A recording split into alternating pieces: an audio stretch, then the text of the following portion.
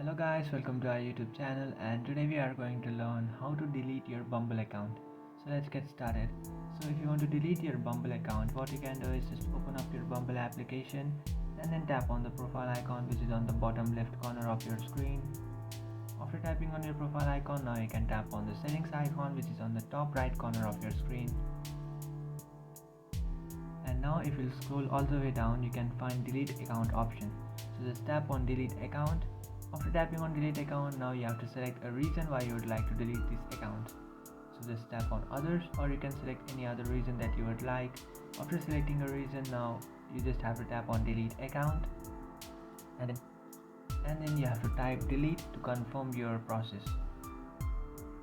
After typing delete, just tap on confirm. After tapping on confirm, you can see you have successfully deleted your Bumble account. So that's it guys, this is how to delete Bumble account. If you find this video helpful, don't forget to like and subscribe to our channel. If you have any doubts, feel free to comment below. Thanks for watching.